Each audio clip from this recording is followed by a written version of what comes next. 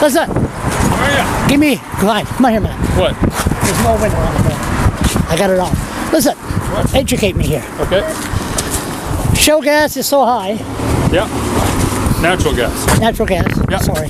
So much shale gas. So it's so high. Mm-hmm. Why is it so high? Because there's supply issues in Atlantic provinces. Basically, we have Sable Island, where a lot of gas comes from. That's been depleting. There's been increased demand, both in the Atlantic provinces, but also in New England, and especially in the New England area, with electricity generation shifting from coal to natural gas. So there's been a huge increase in demand. There hasn't been enough supply. There's not enough pipeline capacity to get that cheap gas from the Pennsylvania area up into that New England market, and as a result, there's an imbalance, and the prices go up because the demand is outstripping the supply. So is that a good thing for here? No, it's not a good thing for here. It's people are paying a lot more on their heating bills. Companies are paying a lot more for their fuel bills, and it just speaks to the whole reason why we need to develop our own natural gas sources, so we're not dependent on the outside market. We don't need shale gas, right? We don't need shale gas, right? We don't need shale gas. Absolutely need shale gas. That's what I'm just trying to tell them here. That's what I'm telling them. So if we turn them like that poor couple across the river, Yeah. they got their gas bill, $700. Yeah. And do they sign a contract? Do they? Yes. They all the gas flows through the Enbridge system, but that's just the delivery of the gas. There's also the supply of the gas itself, and that can be from either the distributor Enbridge or the gas marketers, or Park Fuels, these companies, and they all have different ways they approach it. And so what I would recommend to everybody is to make sure they understand what the offer from their supplier is, compare with other suppliers. So is it too late for them to bail out? No, it's always a situation where you always can ask questions and find out what the best steps are. Just to accept your bills without looking into what your actual offer is would be the mistake that a lot of people do make. So it's a big challenge. Okay. That's what people need to really look into, those areas. We got shale gas. There's about 100 well. What kind of jobs is it going to? Is it going to create lots of jobs?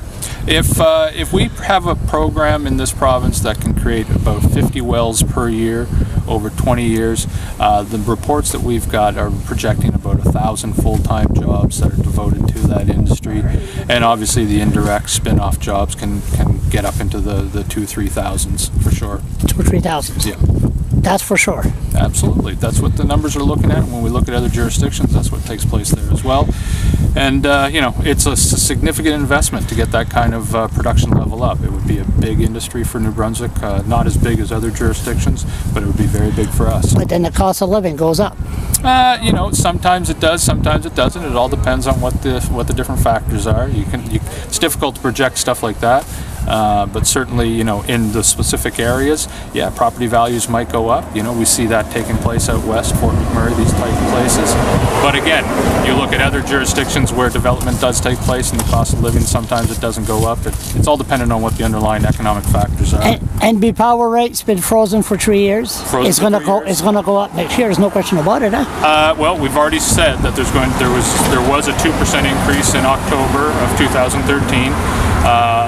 They have the ability to increase up to 2% in October of 2014, but the projection that we have going out long term, they feel that they can keep within that 2% rate increase area, which is a lot less than what we've been dealing with over the past decade or so at NB Power. So they've got their expenses under control, the operations are going well, and so as a result, they're able to keep rates low and stable. And one more thing, are you watching the situation for the wastewater in Nova Scotia? Yeah, I saw that there was an article that they had allowed the ponds that were there to be treated, but that's really all that I saw that it came about. How many how many jobs is it? Why have you got him caught in the corner? I got it. I've got him caught in the corner. Oh, that was it. How many jobs is shale gas supposed to produce?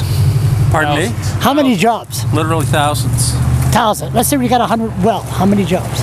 Look, if you look at I just answered that. Why are you trying to get? No. I just want him. if you look at what can happen between the development itself and then everything that it's going to translate into, whether that's retrofitting of LNG, bringing in fertilizer plants, increased capacity for manufacturing in the province, it's thousands of jobs. Charles, you should be shouting with glory, with hallelujah on that. Don't touch me. Take care. I don't want See you, those words. Charles. I'll talk to you later.